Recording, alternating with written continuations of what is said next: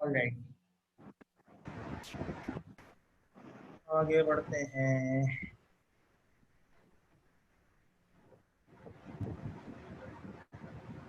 अच्छा जी, चैट पे सारे मुझे बता दें वन बाय वन, क्या आप लोगों को क्या लगता है कि क्या है इसका वो। चैट पे बता दें पोकर का ऑब्जर्वेबल के आगे क्या है होना चाहिए। डिटर्मिनिस्टिक है, स्टोकेस्टिक है, एपिसोडिक है, सीक्वेंशियल है, स्टैटिक है, डायनेमिक है, डिस्क्रीट है, कंटीन्यूअस है, एजेंट और मल्टी होंगे, वो तो सबको पता है। ज्यादा कोई कॉम्प्लेक्स चीज है नहीं। अब फुली होगा ये ऑब्जर्वेशन, ऑब्जर्वेबल जो है, और टाइप कर दो चैट पे, डिटर्मिनिस्टिक होगा। चैट पे टाइप कर दो।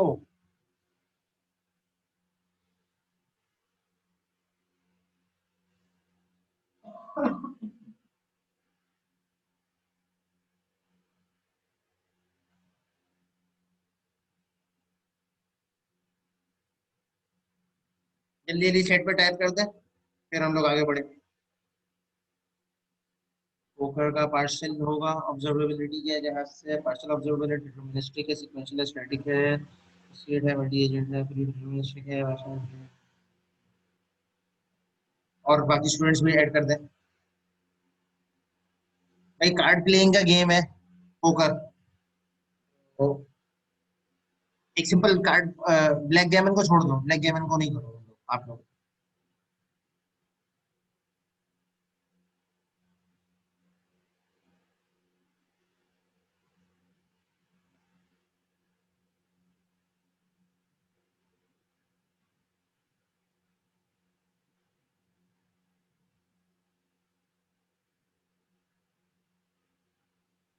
भाई एक ही मैसेज में लिख दो, सारे एक एक करके लिखोगे तो चैट इतनी लंबी हो जाएगी, समझ में नहीं आएगा किसने क्या रिस्पॉन्स दिया है।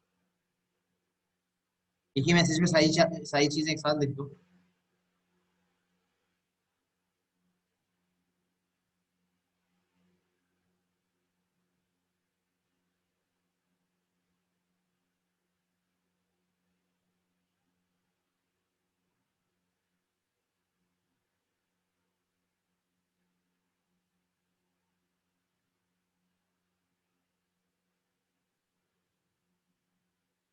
मैं एक मिनट बताता हूँ बिलाल।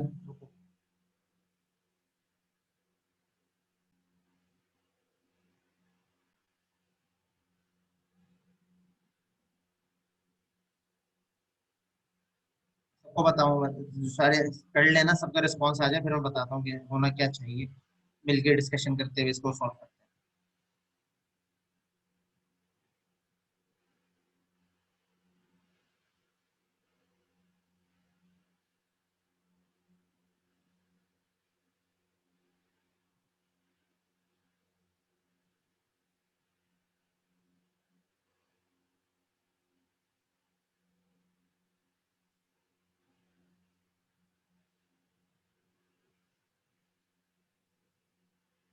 जल्दी जल्दी कर लें, 27 रिस्पॉन्सेज चाहिए मुझे।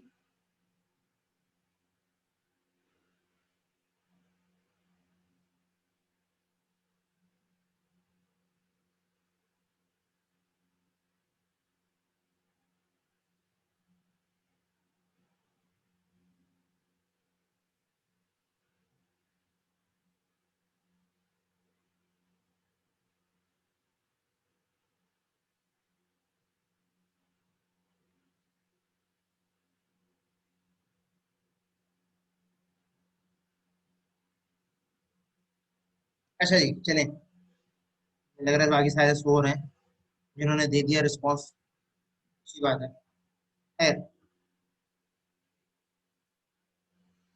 जो एनवायरनमेंट है पोकर का, ठीक है, वो पार्शली ऑब्जर्वेबल है। पार्शली ऑब्जर्वेबल क्यों है? क्योंकि आपको कार्ड्स तो आपको पता है कितने हैं, लेकिन आपको ये नहीं पता कि सामने वाला जो प्लेयर है उसके हैंड में कौन सा कार्ड है। ठीक है, इस वजह से आपके लिए जो इन्वायरमेंट फुली ऑब्जर्वेबल नहीं होगा, पार्शियली ऑब्जर्वेबल होगा। ठीक है, डिटर्मिनिस्टिक है, स्टोकेस्टिक है, तो इन्वायरमेंट आपका डिटर्मिनिस्टिक भी हो सकता है, नहीं डिटर्मिनिस्टिक नहीं, सॉरी स्ट्रेटेजिक होगा फिर। ठीक है, आप स्ट्रेटेजी के लिहाज से नेक्स्ट प्लेयर की स्ट्रेटेजी के लिहाज से अपने डिसीजन को चेंज कर रहे होंगे। इन्वायरमेंट आपका एपिसोडिक है, सिक्वेंशियल है, इसमें से आपका इन्वायरमेंट वुड बी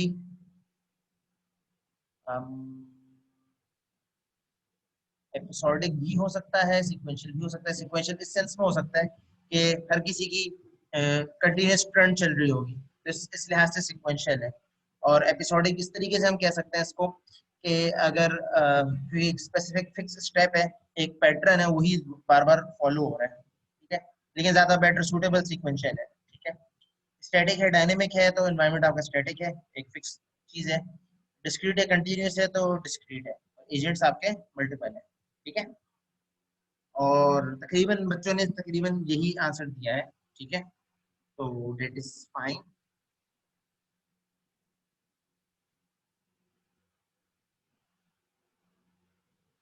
ठीक है, तो इसका पार्शियल है, स्टोकेस्टिक है, सीक्वेंशियल है, स्टैटिक है, डिस्क्रीट है और मल्टी है, ठीक है। स्टोकेस्टिक इसने लिखा हुआ इसको, इसने इसको स्ट्रेटेजिक में नहीं डाला, ठीक है।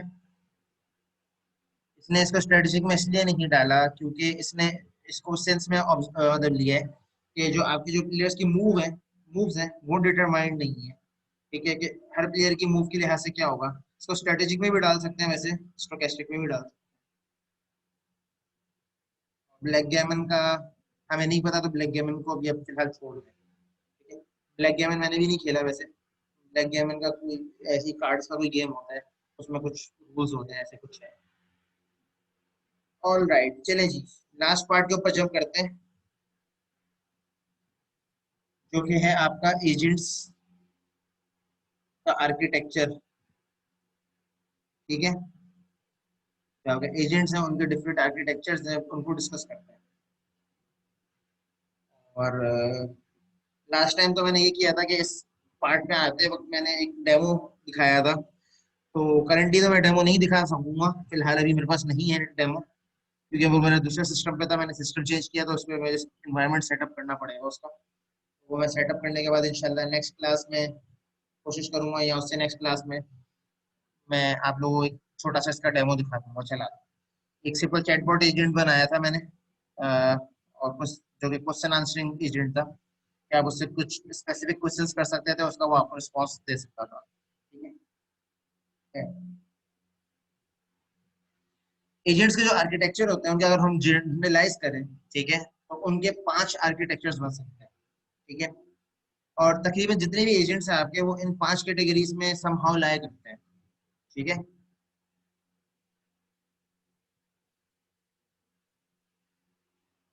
स्टोकेस्टिक में रैंडम होगा, देखो रैंडम इसलिए वो आप स्टोकेस्टिक कह रहे हैं, जो आपके प्लेयर हैं और उनके पास रैंडम कार्ड्स हैं, ठीक है, और कार्ड्स के लिहाज से आपकी चीजें चेंज हो रही हैं, तो इसको स्ट्रेटेजिक भी कहा जा सकता है, इसको स्टोकेस्टिक भी कहा जा सकता है, लेकिन डिटर्मिनिस्टिक नहीं कहा जा सकता, क्योंकि आपको पता नहीं है कि नेक्स्ट प्लेयर के पास कार्ड्स कौन से आए हैं, तो आप इस वजह से आप उसको फाइंड नहीं कर सकते, ठीक है। दूसरा सही क्लियर है?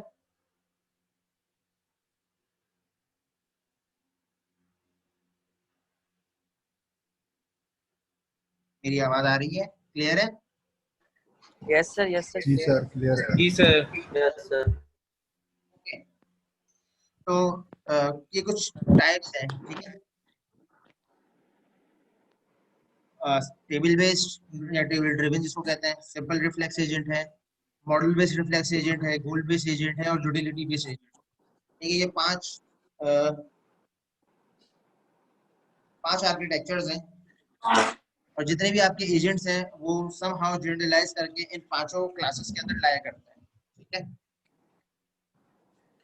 एक एक करके इन एजेंट्स के आर्किटेक्चर को देख लेते हैं, उनके एग्जांपल्स को डिस्कस कर लेते हैं। एट टॉप एंड आपका आर्किटेक्चर हमेशा सेम होगा, ठीक है, कि आपका एनवायरनमेंट है, उससे आपका एजेंट सेंसर्स की हेल्प से ऑब्जर्व कर रहा होगा, ऑब्जर्विंग की बेस के ऊपर उसके पास कुछ ना कुछ एक्चुएटर्स होंगे, जिसकी बेस के ऊपर वो एक्शन लेके वो टास्क परफॉर्म कर रहा होगा, ठीक है। तो हमेशा जब भी आपका एक्शन आपके पास सेंसर से डेटा आएगा, तो आपका एजेंट सबसे पहले देखेगा what my world look likes, कि मैं जिस एनवायरनमेंट में एग्जिस्ट कर रहा हूँ वो एनवायरनमेंट एक्चुअली है कैसा। फिर उसकी बेस के ऊपर वो डिसीजन लेगा कि मुझे क्या करना चाहिए, ठीक है। आइदर मुझे राइट मूव करना चाहिए, लेफ्ट मूव करना चाहिए, क्या करना चाहिए, ठीक है। तो टेबल ड्रिवन जो एजेंट्स होते हैं, ठीक है, वो बेसिकली टेबल लुकअप यूज करते हैं। टेबल लुकअप आप यूं कह सकते हैं कि थाउजेंड्स ऑफ रिकॉर्ड्स की आपके पास एक एक्सेल शीट हो, या थाउजेंड्स और ऑफ एक्शंस आपके पास एक एक्सेल शीट में लिखे हुए हैं, या डेटाबेस में लिखे हुए हैं, या नॉलेज बेस में लिखे हैं, या किसी भी चीज के अंदर लिखे हुए हैं। वैसे बाय द वे आप लोग नॉलेज बेस पढ़ चुके हो, उसमें लैब के अंदर नॉलेज बेस बना लिया प्रोलॉग के ऊपर, ठीक है। तो आपका फॉर एग्जाम्पल नॉलेज बेस है, उसमें हजारों रिकॉर्ड्स पड़े हैं फॉर एग्जाम्पल, या हजारों एक्शंस पड़े हैं, ठीक है। तो आपका जो एजेंट है वो आपके एनवायरनमेंट को सबसे पहले तो देखेगा कि मैं कहाँ पे एग्जिस्ट कर रहा हूँ, और उसके लिहाज से मुझे करना क्या चाहिए। तो जब भी कोई उसे एक्शन लेना होगा, तो हमेशा उसको पूरी अपनी हिस्ट्री को क्या करना पड़ेगा, सर्च करना पड़ेगा, जो कि बहुत एक कॉम्प्लेक्स काम है, और हर दफा एक ये रिपीटेटिव टास्क मुझे करना पड़ रहा है। इसी वजह से टेबल ड्रिवन एजेंट्स जो हैं उसको इम्प्रैक्टिकल भी कहा जाता है। इम्प्रैक्टिकल कहने का रीजन यही है कि आपको हर दफा एक ही स्टेप लेने के लिए, एक ही काम करने के लिए पूरी अपनी जो थाउजेंड्स ऑफ रिकॉर्ड्स हैं उनको सर्च करना पड़ रहा है, ठीक है। तो इसी वजह से ये चीज इम्प्रैक्टिकल है। वैसे कुछ सर्टेन सिचुएशंस के अंदर, या अगर बहुत ही कोई छोटा सा काम हो, तो उसके लिए table driven agents can be useful. For example अगर एक आपको सिंपल वो करना है, एक एक रूम की क्लीनिंग करनी है, तो उसके लिए table driven agent can work, ठीक है। कि आप उसको एक सर्टेन एक्शंस बता दो, वही 4-5 एक्शंस हैं, ठीक है। इन 4-5 एक्शंस के ऊपर आप काम कर लो, तो इन 4-5 एक्शंस की बेस के ऊपर वो क्या कर सकता है कि आपको वो चीजें मतलब वो एक्शंस परफॉर्म करेगा, और उस रूम को या जो भी आप उस रूम के अंदर टास्क उसको दे रहे हैं, वो टास्क आपका डिजायर्ड कंप्लीट कर देगा। तो इस उस सिचुएशन के अंदर ये प्रैक्टिकल है। लेकिन अगर आपके पास अगर पॉसिबल एक्शंस बहुत ज्यादा हो रहे हो, ठीक है, और या आपका वर्ल्ड कॉम्प्लेक्स हो रहा हो, तो उस सिचुएशन के अंदर आपका table driven agent is impractical, ठीक है। देखो जो क्यूरी विंडो वाली बात आप कर रहे हो ना, वो आप उसमें करते हो, जो चैटबॉट या क्वेश्चन आंसरिंग बेस्ड एजेंट होते हैं, ये हम टेबल ड्रिवन है, ठीक है।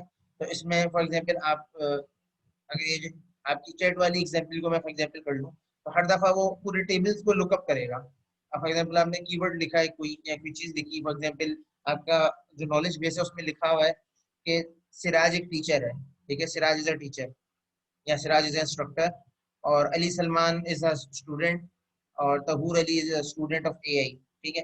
तो क्या करेंगे, 3-4 हैं, अगर 100 है, 200 है, तो ठीक है, तो सर्च करना कोई मसला ही नहीं है, तो फौरन फौरन रैपिड आंसर आ जाएगा। लेकिन अगर मैं पूरे कीट का एक बना दूं नॉलेज बेस, या पूरे कराची की यूनिवर्सिटीज का मैं बना दूं एक नॉलेज बेस, उसके ऊपर एक क्यूरिंग चलाऊं, तो वो क्यूरिंग आपकी बैठ जाएगी, ठीक है।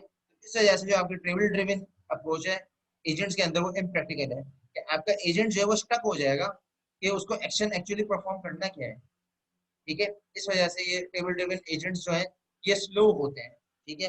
इस वजह से इनको हम ज्यादातर यूज नहीं करते। लेकिन अगेन अगर एक कोई छोटी सी एग्जांपल हो, छोटा सा सिनेरियो, तो उसके लिए table driven agent are also enough, ठीक है। क्लियर है,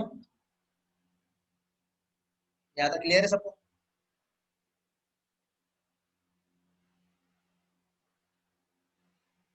नेक्स्ट आर्किटेक्चर जो है वो सिंपल रिफ्लेक्स बेस्ड एजेंट है। रिफ्लेक्स बेस्ड एजेंट भी कहा जाता है इसको, सिंपल रिफ्लेक्स बेस्ड एजेंट भी कहा जा सकता है, सिंपल रिफ्लेक्स एजेंट भी कहा जाता है।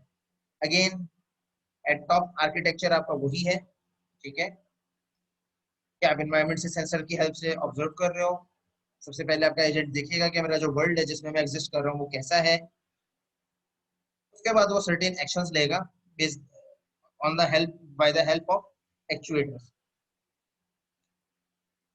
और इस सिनेरियो के अंदर आगे कंडीशनल रूल्स होते हैं, ठीक है। जैसे इफ एंड एल्स कंडीशन जो होती है प्रोग्रामिंग के अंदर, तो इफ एंड एल्स के चेक्स होते हैं कि अगर ये सर्टेन कंडीशन है तो क्या करना है, फला कंडीशन है तो क्या करना है, एक्स वाई जेड कंडीशन है तो क्या करना है। इफ एल्स की हेल्प से बेसिकली वो डिसीजन लेते हुए आपका जो एजेंट है वो एक्शन परफॉर्म करते हुए आपके जो रूम है या जिस भी जगह पे है वो काम कंप्लीट कर लेगा।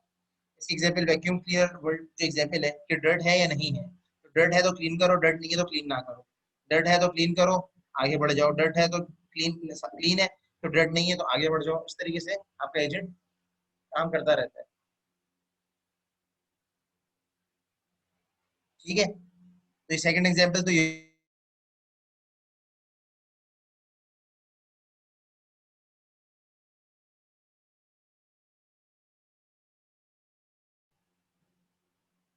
ऑलराइट।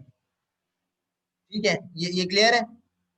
अच्छा, ये वाले एजेंट या इस टाइप के जो एजेंट्स होते हैं वो आस्ट्रो होते हैं, क्योंकि खाली वो क्या कर रहे हैं, कंडीशन चेक कर रहे हैं यस या नो की, और यस और नो की बेस के ऊपर वो अपना डिसीजन मेक कर रहे हैं।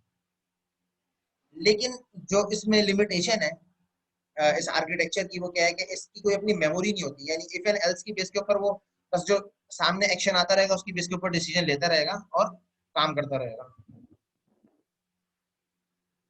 अब मेरी आवाज क्लियर आ रही है?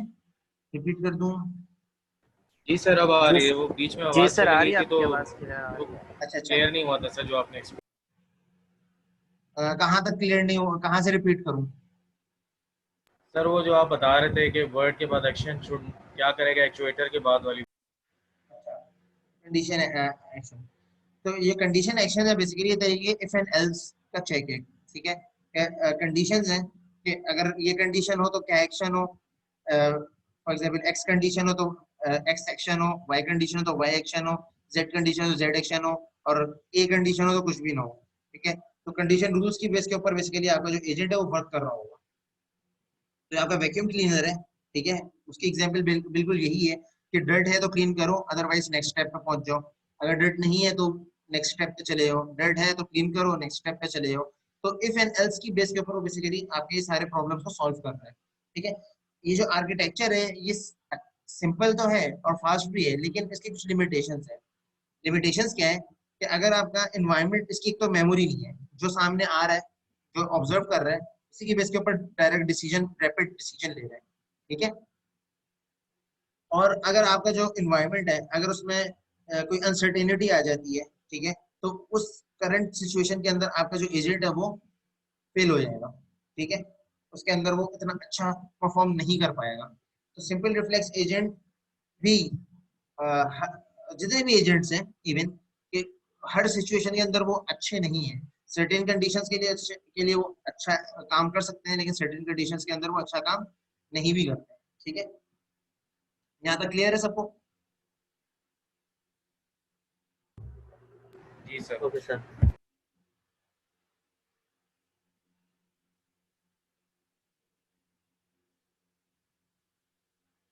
नेक्स्ट जो टाइप ऑफ एजेंट है या जो आर्किटेक्चर है वो मॉडल बेस्ड रिफ्लेक्स एजेंट है।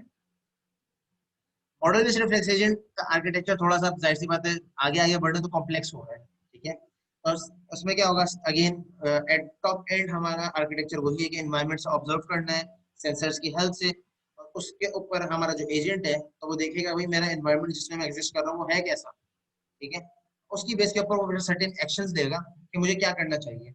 इसमें भी कंडीशन रूल्स होते हैं। कंडीशन रूल से पहले आपका जो स्टेट होती है या आपकी जो करंट स्टेट है, अब आप ये देखते हो कि जो मेरी स्टेट है वो कैसी है। अगर मैं कोई एक एक्शन लेता हूँ तो उससे मेरा जो वर्ल्ड है उसमें क्या चेंजेस आएंगे, और मेरे एक्शन से मेरा वर्ल्ड चेंज होगा या नहीं होगा। ठीक है, तो तीन बेसिकली और क्राइटेरियाज आ गए। अब आप क्या कर रहे हो, अपने वर्ल्ड की स्टेट को भी साथ साथ चेक कर रहे हो।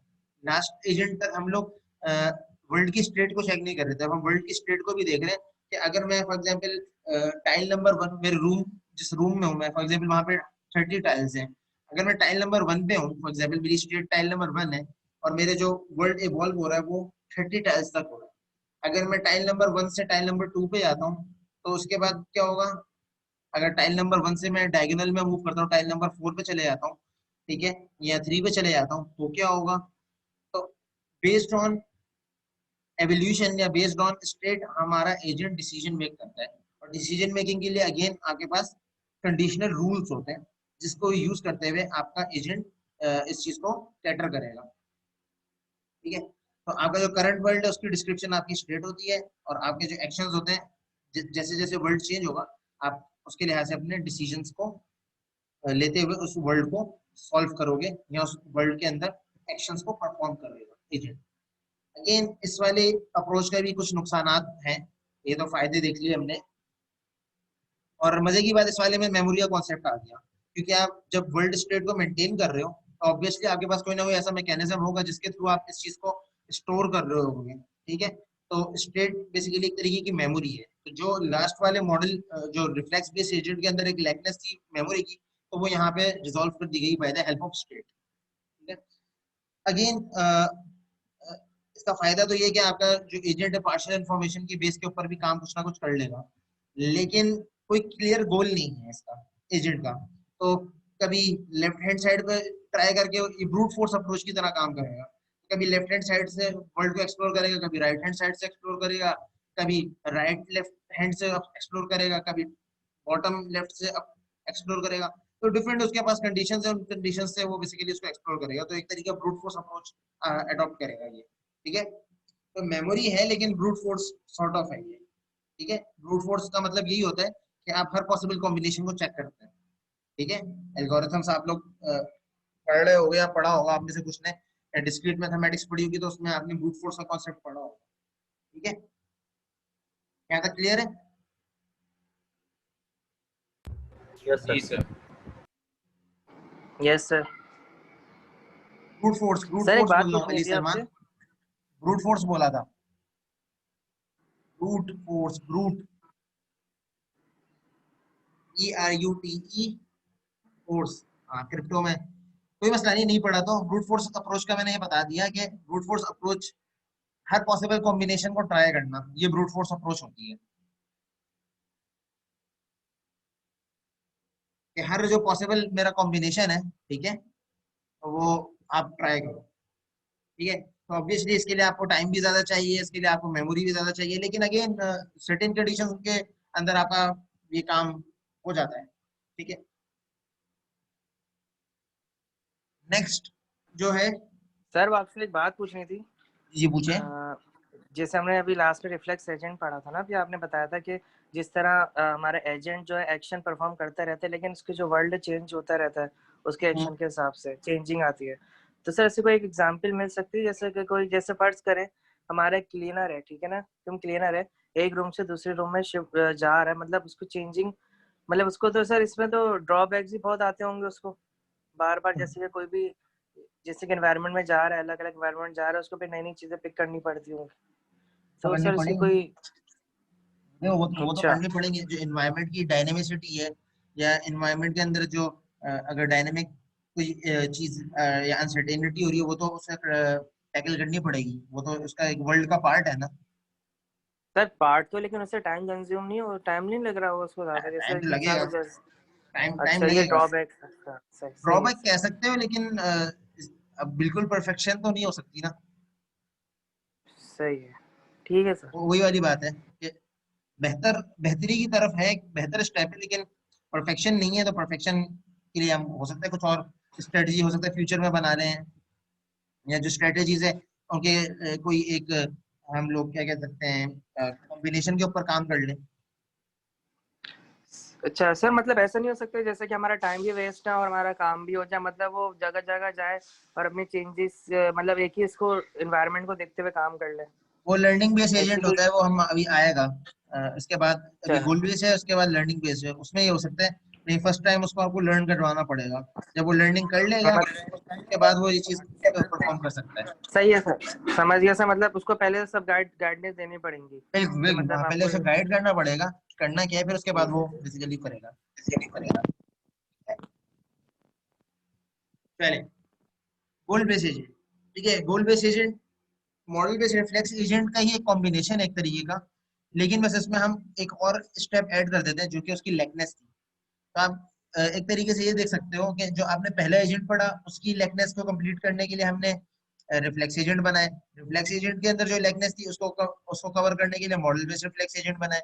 मॉडल बेस्ड रिफ्लेक्स एजेंट की जो लेकनेस थी उसको कवर करने के लिए हमने गोल बेस्ड एजेंट बनाए। और गोल बेस्ड एजेंट के अंदर जो लेकनेस है उसके लिए हम यूटिलिटी बेस बनाएंगे, और यूटिलिटी बेस के अंदर जो लेकनेस है उसके लिए लर्निंग बेस्ड एजेंट है। तो अगेन हर चीज के अंदर कोई ना कोई फायदा है, कोई ना कोई नुकसान, ट्रेड ऑफ है हमेशा, ठीक है। और आपके अपने जो रिसोर्सेज हैं, आप उन रिसोर्सेज के अंदर भी लिमिटेड होते हो कि उन रिसोर्सेज के होते हुए आपको क्या करना है। तो वो रिसोर्सेज भी कभी कभार आपको डिटरमाइन करवाते हैं कि आपको उनके लिहाज से क्या करना चाहिए, ठीक है। तो ये फिक्स नहीं है, कंडीशन टू कंडीशन वेरी करती है ये वाली बात, कि जो भी आपकी कंडीशन हो उसके लिहाज से आपको ये डिसीजन मेक करना पड़ता है कि हमें क्या करना चाहिए, या कौन से मॉडल के ऊपर जाना चाहिए, या कौन सा मॉडल अडॉप्ट करना चाहिए। इसकी एक छोटी सी मैं एक्टिविटी भी दूंगा, तो वो आप एक्टिविटी करोगे तो भी इंशाल्लाह थोड़ा सा एक चीज और विजन भी सामने थोड़ा सा इसका क्लियर होगा, ठीक है। अच्छा जी, तो गोल बेस्ड एजेंट में क्या है, सिंपल चेंज है, ठीक है। कि सेंसर्स अगेन आर्किटेक्चर हमारा एट टॉप एंड वही है। सेंसर से हम एनवायरमेंट से ऑब्जर्व कर रहे हैं what my world look like state, current state मेरी क्या है, मेरा वर्ल्ड कैसे इवॉल्व होगा, मेरे एक्शंस क्या करेंगे, और अगर मैं फॉर एग्जांपल कोई एक्शन लेता हूँ तो उस एक्शन से क्या मेरा गोल मीट हो रहा है नहीं हो रहा। अब यहाँ पे एक कॉम्प्लेक्स कंडीशन और आ गई।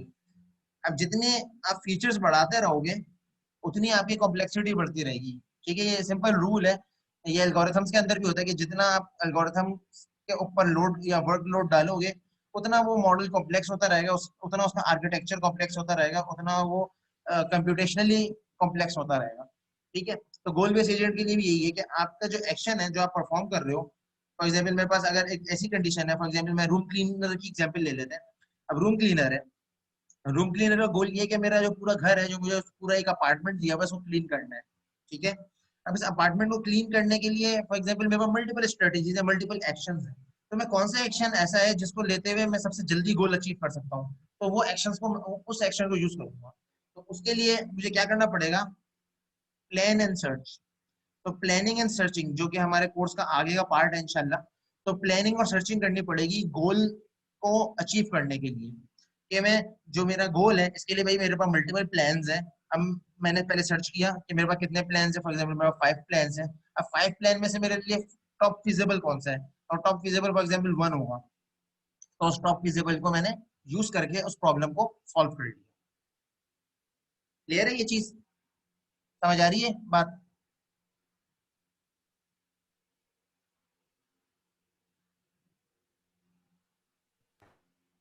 जी सर आ रही है।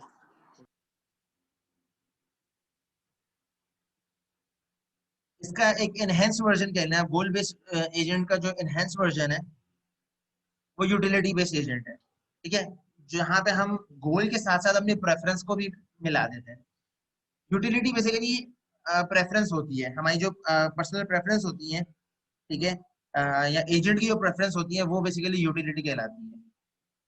प्रेफरेंस का मतलब क्या है कि मिसाल के तौर पे मैं काम, फॉर एग्जाम्पल सफाई तो करवाना चाहता हूँ, ठीक है। लेकिन सफाई करवाने के लिए एजेंट से, अभी सारी बात मैं एजेंट के कंट्रास्ट में कर रहा हूँ, लेकिन मेरा जो एजेंट है वो टाइम कम कंज्यूम करे। मैं सफाई तो करवाना चाहता हूँ लेकिन मेरी सफाई ज्यादा अच्छी हो। मैं टाइम सफाई तो करवाना चाहता हूँ लेकिन नॉइज कम जनरेट हो, ठीक है। तो ये डिफरेंट डिफरेंट क्राइटेरिया जो आ गए ना, डिफरेंट प्रेफरेंसेस जो आ गई, इसकी बेस के ऊपर हमारे गोल के ऊपर यूटिलिटी का इफेक्ट पड़ेगा, ठीक है। तो इसके लिए ऑब्वियसली हमें एक फंक्शन बनाना पड़ता है, यूटिलिटी फंक्शन उसको कहा जाता है। वो बेसिकली बनाते हैं और उसके थ्रू ये काम होता है, ठीक है। और जो गोल है, गोल तो यही है अगेन क्लीनिंग का ही है। लेकिन यूटिलिटी क्या है कि एक जगह मेरी यूटिलिटी ये है कि रूम अच्छी तरीके से क्लीन हो, एक जगह मेरी यूटिलिटी ये है कि मेरा टाइम कम कंज्यूम हो ताकि मेरी पावर रिसोर्सेज जो है वो कम यूटिलाइज हो, और एक जगह मेरी यूटिलिटी ये है कि मैं जो नॉइज जनरेशन है वो कम हो, ठीक है। तो बेस्ड ऑन दीज यूटिलिटीज मेरा गोल जो अचीव होगा, जो एजेंट बनेगा, जो आर्किटेक्चर बनेगा वो यूटिलिटी बेस्ड होगा, क्योंकि गोल तो एक ही है लेकिन उसके साथ मैंने अपनी प्रेफरेंस मिला दी, और उस प्रेफरेंस के लिहाज से अब वो स्ट्रेटेजी बनाएगा और सर्च करेगा, प्लान करेगा, और उसके लिहाज से वो फिर इन्वायरमेंट के ऊपर वो एक्शंस परफॉर्म करेगा जिससे मेरी प्रेफरेंस और जिससे मेरा गोल अचीव हो, ठीक है। तो utility based agent preference plus goal के ऊपर काम करता है। गोल बेस्ड एजेंट सिर्फ गोल के ऊपर काम करता है। मॉडल बेस्ड एजेंट सिर्फ कंडीशनल रूल्स को यूज करते हुए, अपनी मेमोरी को यूज करते हुए काम करता है। रिफ्लेक्स बेस्ड एजेंट आपका सिंपली जो कंडीशन रूल्स हैं उनको यूज करते हुए काम करता है, ठीक है। गोल बेस्ड एजेंट आप जो भी गोल देते हैं ना उसे, मतलब जो भी आप टास्क देते हैं, वो टास्क अचीव करने के लिए जो भी स्ट्रेटेजी होनी चाहिए वो उसको फाइंड करता है, प्लान करता है, सर्च करता है और उसको इम्प्लीमेंट करके उस प्रॉब्लम को वैसे सॉल्व करता है। ऐसा मुझे लग रहा है कि ये चीज खत्म नहीं हो पाएगी, तो कोशिश करते हैं कि मैं फिर अभी ब्रेक ले लेते हैं, ठीक है, सेशन भी एंड होने वाला है, तो इंशाल्लाह मैं इसको 2:15 पे या तो मैं कनेक्ट करूंगा या मैं देखता हूँ, अगर इन इन केस अगर नहीं कनेक्ट हो सका तो मैं इसका छोटा सा एक रिकॉर्डेड वर्जन डाल दूंगा। यूटिलिटी बेस्ड एजेंट के बाद बस गोल बेस्ड एजेंट रह गया, लर्निंग बेस्ड एजेंट, इसकी डिस्कशन बाकी है, तो फिर ये चैप्टर हमारा वाइंड अप हो जाएगा आज का। जल्दी से मुझे अटेंडेंस दे दें, फिर नमाज का ब्रेक ले लेते हैं, और अगर मैं नहीं कर पाया, इन केस क्लास नहीं कंडक्ट कर पाया तो मैं उसके लिए उसकी जगह छोटा सा एक रिकॉर्डेड सेशन डाल दूंगा। 10 to 15 मिनट्स का ये, ज्यादा लंबा सेशन नहीं बचा हुआ, ज्यादातर चीजें कंप्लीट हो गई हैं। नमाज का टाइम हो गया है, एक्चुअली मैं नमाज पढ़नी है, वरना मैं कंप्लीट करा देता हूँ, मैं खुद ही चाह रहा था, इसलिए मैं थोड़ी सी स्पीड भी बढ़ाई थी एंड में कि ये चीज कंप्लीट हो जाए, लेकिन अल्टीमेटली नहीं हो सकी। क्या मैं जल्दी से कोशिश करता हूँ जब तक आप लोग अटेंडेंस दें, इस चीज को सर कवर। बस लर्निंग बेस वो लर्निंग एजेंट रह गया है ना? लर्निंग एजेंट रह गया, मैं उसको कोशिश करता हूँ, कोशिश करते हैं कर चलें लेते हैं सर। कवर यार, इसको वाइंड अप करते हैं। सर आप लोग फिर अटेंडेंस देते ये रहो, इस चीज को सुनते भी रहो साथ साथ। अच्छा जी, okay okay. Learning based agent. अच्छा जी, लर्निंग बेस्ड एजेंट का काम क्या है? लर्निंग बेस्ड एजेंट की हर चीज डायनेमिक होती है, आसान लफ्जों में, कि डिसीजन मेकिंग भी डायनेमिक है, और उसकी यूटिलिटी भी डायनेमिक है, और उसके गोल भी डायनेमिक हो सकते हैं, ठीक है। ऑब्वियसली जो हमारे गोल है वो बाय द टाइम कभी कभार ऐसी सिचुएशन होती है जहां पे हमारे गोल भी चेंज हो रहे होते हैं, काफी सारी सिचुएशंस ऐसी होती है। मिसाल के तौर पे जैसे एक ही काम करना था मुझे, ठीक है, अब मैं एजेंट से एक ही काम करवाना है सफाई का, लेकिन अलग अलग लोगों की अलग अलग मेंटेलिटी है, अलग अलग उनके गोल्स हैं एक काम को करने के। मिसाल के तौर पे एक प्रोग्राम को लिखने के जिस तरीके से 10 लोगों के 10 तरीके होते हैं, ठीक है, वही वाली बात है। तो इस तरीके से हमारा जो एजेंट है उसके लिए भी डिफरेंट तरीके होते हैं जिसके थ्रू ये वो काम कर रहा होता है, ठीक है। अगर ऐसी सिचुएशन है कहीं पे हमारे पास, ठीक है, हमारा जो एजेंट है उसकी ऐसी सिचुएशन क्रिएट हो रही है कि जहां पे हमें जो हमारा एजेंट है उसके लिए हर चीज डायनेमिक है, कि उसका जो परफॉर्मेंस स्टैंडर्ड है वो भी चेंज हो रहा है बेस्ड ऑन फीडबैक। फीडबैक क्या है? कि जो करंट वर्ल्ड है उससे जो डाटा आ रहा है उसकी बेस के ऊपर डिटरमाइन करे कि भाई क्या होना चाहिए, ठीक है। फॉर एग्जाम्पल सफाई करनी है, तो सफाई करने के लिए फॉर एग्जाम्पल अगर रूम क्लीनर मेरा एजेंट है, ठीक है, तो उसके लिहाज से मेरा परफॉर्मेंस स्टैंडर्ड क्या है कि भाई रूम क्लीन हो, इलेक्ट्रिसिटी कम कंज्यूम हो, और इस तरीके से मेरा एजेंट काम करे। फीडबैक आया कि भाई सफाई हो गई लेकिन मेरी यूटिलिटी मैप नहीं हुई, यूटिलिटी के लिए फिर उसने लर्न किया, ठीक है, चेंजेस हुए उसकी नॉलेज में, परफॉर्मेंस एलिमेंट में, तो उसने उसको चेंज किया कि भाई मुझे इसके साथ साथ गोल तो अचीव करना है, गोल अचीव करने के साथ साथ मुझे इसकी प्रेफरेंस का भी ख्याल रखना है। तो उस प्रेफरेंस को जब उसने लर्न कर लिया तो उसका नॉलेज बेस अपडेट हो जाएगा। नॉलेज बेस अपडेट हो गया तो जो प्रॉब्लम है अब नई प्रॉब्लम बन गई कि अब आपको गोल भी अचीव करना है, गोल अचीव करने के साथ साथ आपको यूटिलिटी को भी मैप करना है, ठीक है। ये बात समझ आ रही है कि आपको गोल तो अचीव करना था, अब यूटिलिटी भी क्योंकि मर्ज हो गई, तो ये जो एजेंट है वो यूटिलिटी बेस्ड एजेंट हो गया। क्योंकि इसकी हर चीज डायनेमिक है तो ये चीजें, ये सारी की सारी चीजें वो लर्न करेगा, और बेस्ड ऑन लर्निंग फिर वो अपने एक्शंस वो डिटरमाइन करेगा या वो एक्शंस लेगा जिनकी बेस के ऊपर इसके एनवायरनमेंट के ऊपर या ये जो आपका एजेंट है वो बेहतर से बेहतर परफॉर्म करे।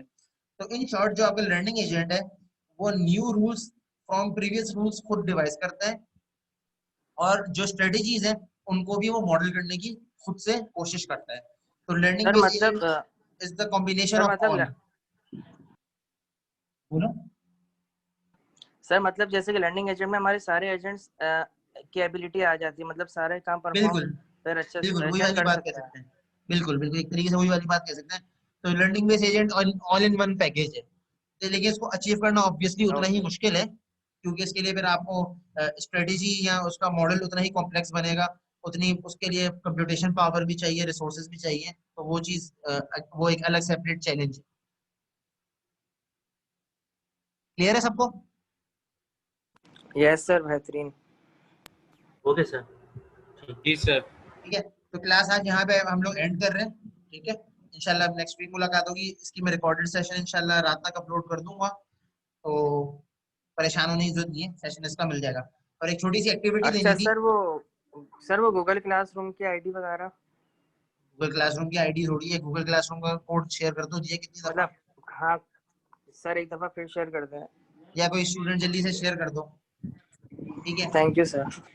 वेलकम। अच्छा, तो एक्टिविटी ये है कि आप कोई भी एक एजेंट, कोई भी एक प्रॉब्लम लो और उसको, उसके लिए एक मॉडल बनाने की कोशिश करो। जैसे लर्निंग एजेंट है, ठीक है, अब आपका एक जो प्रॉब्लम है उसके लिहाज से लर्निंग एजेंट बेहतर है, तो अगर आपको लगता है तो क्यों लगता है। इसी तरीके से रिफ्लेक्स बेस्ड एजेंट है। लेट सपोज किसी ने चैटबॉट ले लिया, किसी ने वैक्यूम क्लीनर ले लिया, किसी ने ऑटोनोमस कार ले लिया, किसी ने ऑटोनोमस फैन सिस्टम ले लिया, ऑटोनोमस पावर एनर्जी सिस्टम ले लिया। तो डिफरेंट जो सिस्टम्स है इनके लिहाज से आप इनको लो और इनके लिहाज से कोशिश करो कि इनका एजेंट का कोई आर्किटेक्चर बनाने की कोशिश करो। ये प्रैक्टिस के लिए नेक्स्ट टाइम मैं इसका सबसे पूछूंगा, मतलब नेक्स्ट क्लास में जब आप आओगे तो मैं इसका आपसे पूछूंगा। ये सॉर्ट ऑफ अनमार्क्ड असाइनमेंट है, ठीक है, क्विज़ेस होंगे इंशाल्लाह नेक्स्ट क्लास। सर दोबारा रिपीट कर दीजिएगा। सर आपकी ईमेल मिल सकती है? जी, क्या मिल ईमेल सकती है? Address, email address email email address. Address मेरा गूगल क्लासरूम के अंदर है। गूगल क्लासरूम में पीपल में जाओगे, पीपल में जाके आप करोगे राइट क्लिक में, सॉरी वो पीपल में देखोगे राइट हैंड साइड पे ईमेल का बॉक्स बना हुआ होता है, उस पर क्लिक करोगे तो आप मुझे ईमेल कर सकते हो उससे। ठीक है, क्लास यहाँ पे एंड है। मैं एक्टिविटी का गूगल क्लासरूम पे वो बना देता हूँ। ठीक है, थोड़ी देर में मैं इसको अपडेट कर देता हूँ, तो आप लोग वहीं पे इसका रिस्पॉन्स भी मुझे सबमिट कर दिएगा। ठीक है, जो भी आप यूज के सिनेरियो ले लें। ठीक है, फॉर एग्जाम्पल मैं ये कह रहा था कि किसी ने चैटबॉट ले लिया, किसी ने कोई भी अलग अलग डोमेन्स जो है, उस डोमेन्स को लेके उसके ऊपर आप बेसिकली जो एआई है उसको मैप करें। ठीक है, जो एजेंट्स जहां तक हमने कोर्स पढ़ा है, एजेंट्स किस टाइप का एजेंट यूज होगा और वो क्यों बेहतर है उस सिनेरियो के अंदर। ठीक है, क्या मैं एक मिनट जल्दी दिखाता हूँ।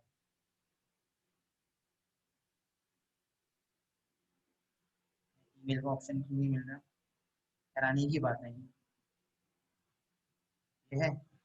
पीपल का टैब है, ठीक है, ये टैब में ये टीचर है ना, इसके सामने इस टाइप का शायद ऑप्शन आ रहा हो, तो क्लिक करना। ईमेल स्टूडेंट मेरे पास आ रहा है, आपके पास ईमेल आ जाएगी, तो आपके पास वो आ रहा होगा। सर ठीक है, नहीं आ रहा टाइम होता हो गया सर भाई, आप। 2 बज गए, मुझे नमाज पढ़ने जाने दो। ठीक है, अल्लाह हाफिज, नेक्स्ट क्लास तक के लिए। ओके, अल्लाह हाफ़िज़।